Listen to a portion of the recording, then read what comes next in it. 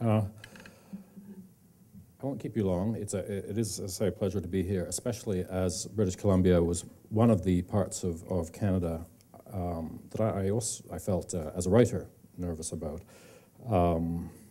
Not a place I knew or understood. And so, yes, I had to test, in a way, the primary idea of my book for myself, which is that novelists, storytellers, as do also artists and photographers, provide a window, onto a place. They act, in a sense, as a kind of shaman and allow you to understand the society in which you're a part. Two of the great quotes about that came from writers that live here. One, Douglas Copeland, who years ago had said to me, describing the novel, that the novel makes sense of the news, meaningless little bits.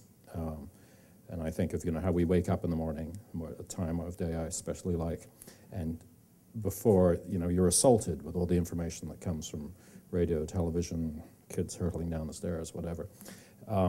Robert Bringhurst, a poet who lives out near Campbell River, was the one who said to me, stories are the first maps. I really do believe that they not only help us know a place in terms of sort of what square to visit in Vancouver, but more importantly in a moral sense. I came back to Canada about 8 years ago, and I always knew in my mind that I would write a book about Canada. I thought for a while that it would be a book about Canada through the work that people do. And I was remarking to a friend here how flying into Vancouver, you see, as I did from London, England, you see this extraordinary display of all different kinds of activity going on concurrently. That's not a common thing. I love the idea of this country as one in furious formation. And I wanted, as I said, to explore it possibly through a book about Canada through work, but that book became Canada through the work that writers do after my own father died about 5 years ago. And I'm glad I made that decision. The book is a literary travelogue, true. It's also a homage to the writers whom I should thank for having given of their time so generously, and encouraged this fellow who came to them often, asking questions that clearly puzzled them, who probably didn't know quite what he was up to himself, but they still indulged me. It's also an essay about writing, about making things up, because of course I grew up in a novelist family, and I will for a moment correspondent who was based there, and these fellows who deal in factual accounting every day, often very hard-boiled, would always have an answer for me when I asked, well, what's the novel of Angola or what's the novel of Brazil? And they understood, this instruction of Douglas Copeland's.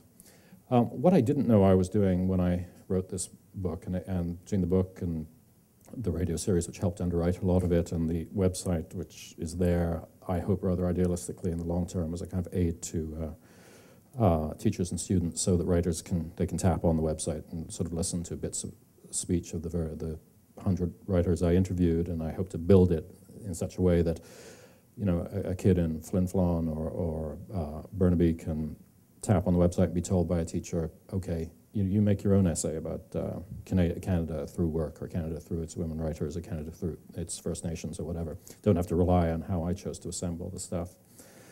What I realized after time was that I was involved in a vigorous defense of Canada, the Canada I love. I had started at a time when people seemed to be, the feeling was that we would end up with using in some sort of American dollar union, and that there was a sort of inevitability to our dissolution. It amuses me to no end that one of the effects of our current federal government is that finally that straight border along with the United States makes a kind of sense, and you need a passport to cross it, and there are people armed defending it. I won't explain why I find that amusing and ironic, but it became and has given birth to a book that I think will follow it, which will be more outright defense of Canadian values, such as those core values which even the phrase has been disparaged, where we seem not to know how to resume, things like peacekeeping and multicultural, in communicating these values and making such inquiries. I think it's really wonderful that, without being patronized, we're being upheld.